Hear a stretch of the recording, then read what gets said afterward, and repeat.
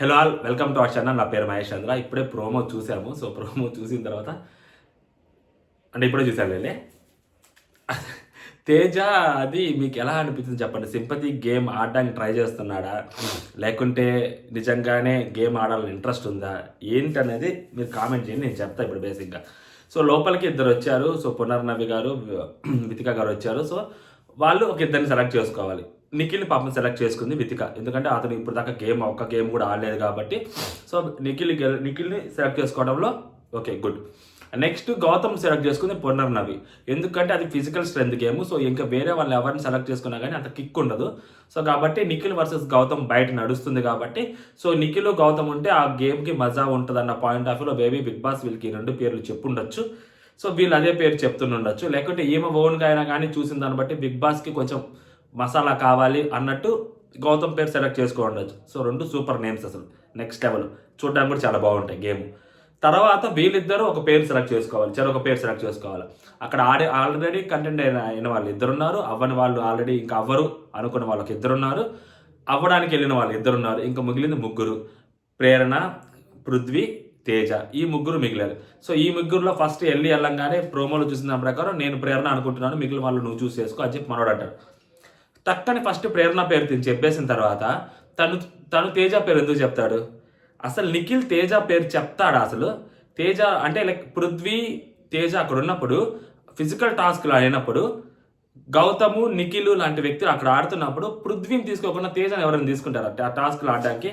తేజ అంత ఫిజికల్గా గట్టిగా ఆడగలుగుతాడా? చూడ్డానికైనా కానీ మనకి సరిగ్గా ఉండాలి కదా. దీన్ని కూడా గ్రూప్ గేమ్ అనుకున్న వాళ్ళు ఎవరైతే ఉన్నారో వాళ్ళంతా మూర్ఖులు ఇంకోటి ఉండరు. అండ్ ఇటుపక్క కూడా గౌతమ్ దగ్గర 2 ఫస్ట్ ప్రేరణ పేరు చెప్పేసి నేను గ్రూప్ గేమ్ ఆడట్లేదు, ఇంకా నీ ఇష్టం బాల్ అని చెప్పి బాల్ కోట్లు దోసాడు అనమాట తెలివిగా. అంటే ఇప్పుడు పృథ్వీని సెలెక్ట్ చేసుకుంటే గ్రూప్ గేమ్ అంటే బయట ఆల్రెడీ మనకు కామెంట్స్ చూస్తున్నాం కదా. సో ఈ తెలివితేటలు ఇట్లాంటి కొంతమంది బాట్ కామెంట్స్ ఇలాంటివి కొన్ని వస్తుంటాయి అనమాట. సో వీటిని కాదు, వీటిలో అనుకుంటారు ఏమో అని చెప్పి భయపడకుండా పృథ్వీని సెలెక్ట్ చేసుకోవడం అనేది ఫస్ట్ మేజర్ థింగ్. ఎందుకంటే ఫిజికల్ టాస్క్లు ఆడేటప్పుడు మనం చూడాలన్నా బయట నుంచి సరైన కటౌట్లు గేమ్ ఆడాలి. ఓకే. అండ్ గౌతమ్ నుంచి ఇంకోటి కూడా అర్థం చేసుకోవచ్చు, ఏంటంటే లైక్ అతను ఫస్ట్ నుంచి వచ్చినప్పుడు ఉమెన్స్ వీక్ అంటున్నాడు, సో ఉమెన్స్కి రెస్పెక్ట్ అంటున్నాడు, ఉమెన్స్ ఫైర్ అంటున్నాడు. రోహిణి గారు ఆడినప్పుడు యువర్ లేడీ ఫైటర్ అన్నాడు. సో మేబీ అలాంటప్పుడు ఫిజికల్ గేమ్ అయితే ఏమి, అమ్మాయి అయితే ఏమి, అమ్మాయి ఎందుకు ఆడకూడదు, అమ్మాయి కూడా ఆడొచ్చు ఫిజికల్ గేమ్లో, ఈక్వల్స్ టు మెన్ అని చెప్పి ప్రూవ్ చేయడానికి కోసం కూడా ఆ అమ్మాయిని తీసుకొని ఉండొచ్చు అతను. సో అతను తేజాన్ని సెలెక్ట్ చేసుకోకపోవడం అనేది ఫస్ట్ ఆఫ్ ఆల్ అతని చాయిస్ అది. బట్ ప్రేరణను సెలెక్ట్ చేసుకోవడానికి 2 కారణాలు, అదొకటి ఇదొకటి, ఈ రెండిట్లో ఏదైనా ఒక కారణం అయి ఉండొచ్చు. ఓకే. అండ్ నిఖిల్ పృథ్వీని సెలెక్ట్ చేసుకోవడానికి ఒక కారణం, ఫిజికల్ గేమ్ గట్టిగా ఆడేవాళ్ళు కావాలి, తనేమి వీక్ కంటెస్టెంట్స్తో ఆడి గెలవాలి సంథింగ్ ఇలాంటి కైండ్ ఆఫ్ పర్సన్ కాదేమో. కాదు, మీరు డిసైడ్ చేయండి. నాకైతే కాదని అనిపిస్తుంది. సో కాబట్టి ఈ 4 సెలెక్ట్ చేసుకోరు. ఇప్పుడు తేజాని లోపలికి వచ్చినప్పుడు వీళ్ళు పేర్లు చెప్తారు. సో ఒకటి ప్రేరణ పేరు, అండ్ నెక్స్ట్ ఇంకోటి పృథ్వీ పేరు చెప్పంగానే పైకి లేస్తాడు. పైకి లేచి అదే మన వై నాట్ మీ, ఇప్పుడు ఎవరెవరు సెలెక్ట్ చేశారంటే నేను ప్రేరణను సెలెక్ట్ చేశాను అంటాడు. ఫస్ట్ తనను అడుగుతాడు నిఖిల్, అతను ఎవరు సెలెక్ట్ చేశారంటే పృథ్వీ అంటాడు. మరి ఇతను ప్రేరణ అంటాడు. మరి నేను అది చూసారు కదా మేడం, ఇప్పుడే మీరు టీవీలో బయట చూడటం కాదు, ఇప్పుడు మీరు చూసారు కదా ఇలా జరుగుతుంది, ఆడదామన్న ఊపులో ఉంటాము, ఆడనివ్వరు, ఏమన్నా మాట్లాడితే సింపతి అంటారు. నిజంగానే సింపతి గేమ్ బ్రో, సింపతి పక్కా. నేనేమంటానంటే మనం ఆడుతుంటే చూసి అయ్యో పాపం అనిపించాలి, మనమే ప్లీజ్ నన్ను అయ్యో పాపం అనండి, నన్ను అయ్యో పాపం అనండి అని అనుకోకూడదు. ఓకే, అయ్యో పాపం అనిపించాలి. ఇప్పుడు మొన్న ఆ రోజు అమ్మాయి గెలిచింది రోహిణి, ఒకవేళ అమ్మాయి ఓడిపోయినా కూడా ఆ టాస్క్ మెగా చీఫ్ టాస్క్ అయ్యో పాపం రోహిణి గారే అని అనిపించేది. ఎందుకంటే ఆ పర్ఫార్మెన్స్ చూసి మనకు అలా అనిపిస్తుంది. పృథ్వీ ఆ రోజు కూడా అయ్యో పాపం అనిపించింది, ఎందుకంటే అతను అంత కష్టపడి ఆడి ఓడిపోయాడు కాబట్టి. అతనికి కూర్చొని బాధపడినందుకు కాదు, అంత కష్టపడి ఆడాడు కాబట్టి. అయ్యో పాపం సింపతి అనేది ఆడియన్స్లో ఆటోమేటిక్గా క్రియేట్ అవ్వాలి. మనం లోపల ఉండి నా మీద సింపతి చూపించండి ప్లీజ్ ప్లీజ్ ప్లీజ్ అని అడగకూడదు. లిటరల్లీ అది సింపతి గేమ్ తప్పితే ఇంకోటి ఏం లేదు. పోనీ ఇతను ఏమన్నా టాస్కుల్లో ఇరగదీసి పొడిచాడా అంటే ఏం లేదు. ఫస్ట్ గేమ్ రోహిణి గారు ఫాస్ట్గా చేశారు, నెక్స్ట్ గౌతమ్ చేశాడు, 3వ ప్లేస్లో విష్ణుప్రియ చేసింది, 4వ ప్లేస్లో ఇతను ఉన్నాడు. అసలు 2వ గేమ్ అసలు పూర్తి చేయలేదు. లేదో దయతెలిచి విష్ణుప్రియ మీద ఉన్న కోపంతో విష్ణుప్రియ అలాంటి సమాధానం ఒకటి చెప్పింది కాబట్టి అఖిల్కి మేల్ ఈగో హర్ట్ అయ్యి ఆ రోజు అఖిల్ ఆ పాయింట్ పెట్టాడు అక్కడ. వద్దు ఆ అమ్మాయికి వేరే వాళ్ళకి ఇచ్చుద్ది, అనవసరంగా ఎందుకు, ఆ తేజకి ఎంతూజియాజం కనిపిస్తుంది, తేజకి ఇద్దామని చెప్పి ఏదో ఒక తుప్పాస్ పాయింట్ చెప్పి మా అమ్మాయిని కావాలని పక్కకు తప్పించి తేజకి ఛాన్స్ ఇచ్చారు.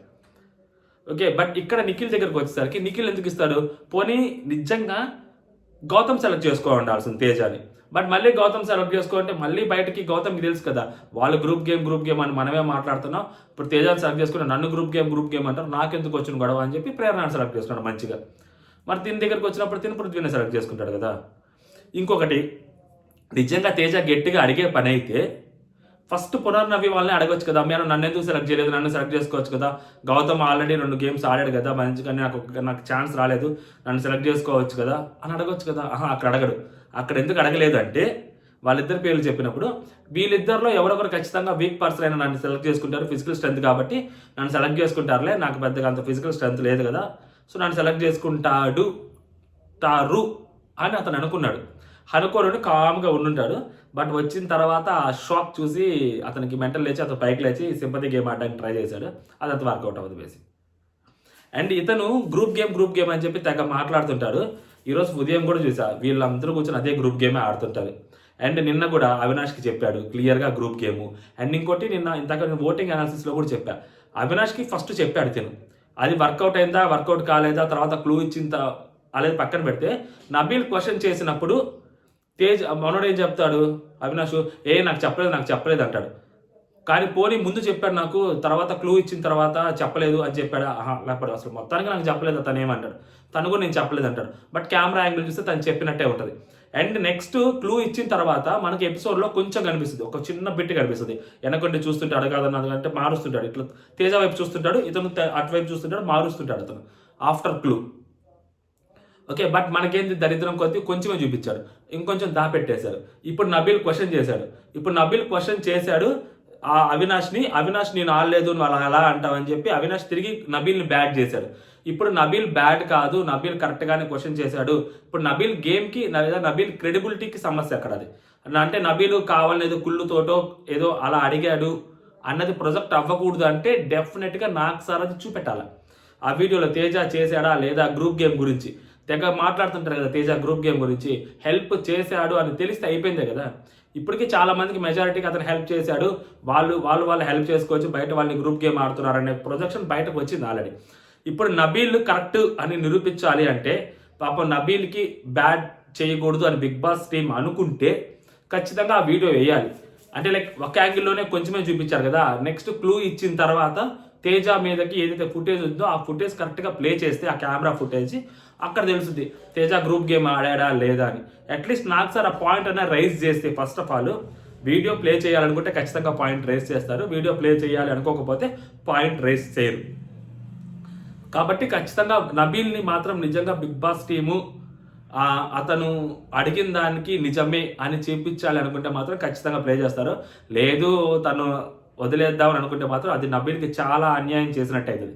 సీరియస్లీ నిన్న అది చూడక ముందు వరకు నేను కూడా ఫస్ట్లో నబీల్ ఎందుకు ఒక గెలుపుని గుర్తించకపోయినా పర్లేదు అవమానించకూడదని నేనే చెప్పాను. బట్ ఆ వీడియో చూసిన తర్వాత ముందు చెప్పినప్పుడు తర్వాత కూడా చెప్పలేదన్న గ్యారంటీ ఏముంది అనే ఒక పాయింట్ రైజ్ అవుతుంది. అండ్ అన్ని కెమెరా యాంగిల్స్ మనకు చూపెట్టరు కాబట్టి. బట్ ఆ వక్రు కూడా ఎందుకు చూపించారంటే ఇలా బయట చర్చలు జరగాలి కాబట్టి.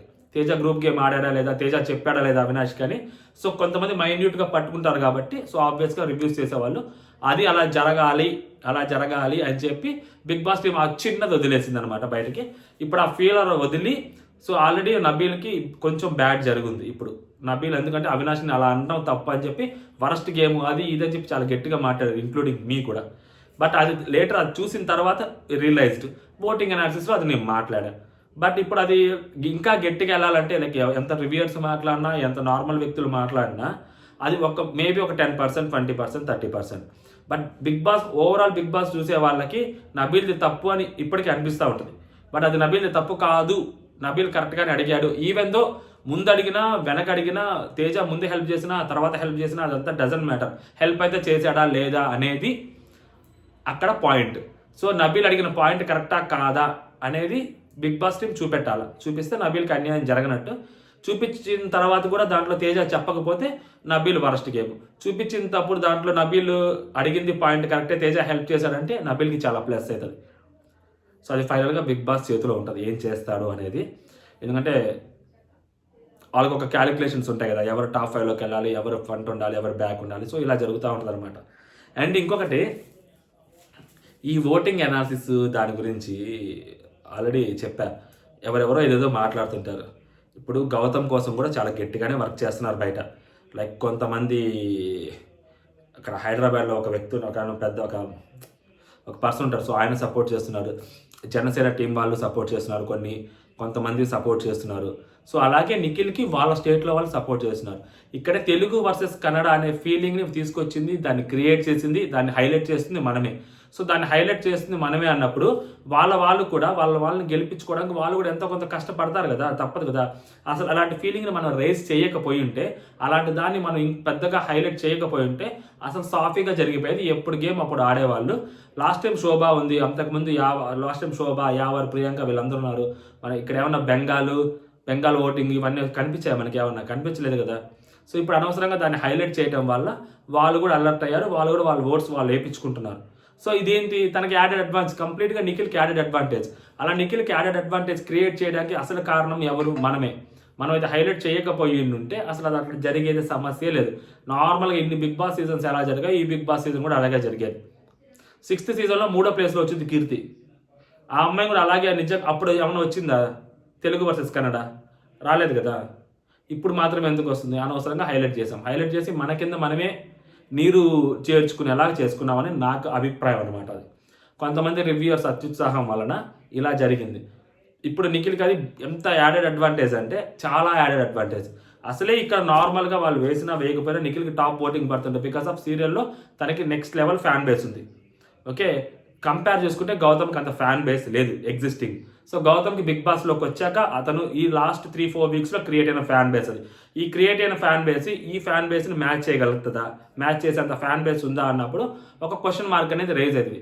అలాంటప్పుడు దాన్ని మించిన ఫ్యాన్ బేస్ మళ్ళీ అక్కడ బెంగళూరులో కూడా తనకి ఓటింగ్ పడుతుంది అంటే అక్కడి నుంచి కూడా అది ఇంకా యాడెడ్ అడ్వాంటేజ్ అవుతుంది కదా. దీనికి కారణం ఎవరు అనేది క్వశ్చన్ చేసుకుంటే మన మీదకే వస్తాయి పేర్లు. ఇది అనవసరంగా రైజ్ చేశాం కాబట్టి. ఇప్పుడు మనం అందరం మాట్లాడుతున్నాం కాబట్టి Telugu versus Kannada Bigg Boss team ఆలోచించి మేబీ విన్నర్ డిసైడ్ చేస్తుందా, లేకుంటే యాజ్ పర్ ఓటింగ్ డిసైడ్ చేస్తుందా అనేది తెలియదు. యాజ్ పర్ ఓటింగ్ డిసైడ్ చేస్తే ఏదైనా జరగచ్చు. లేదు ఈ తెలుగు వర్సెస్ కన్నడాన్ని సాటిస్ఫై చేయాలి, తెలుగు వాళ్ళకి న్యాయం చేయాలన్నప్పుడు వేరే డెసిషన్ బయటకు వస్తుంది. క్లియర్? సో ఇదన్నమాట ఫైనల్గా.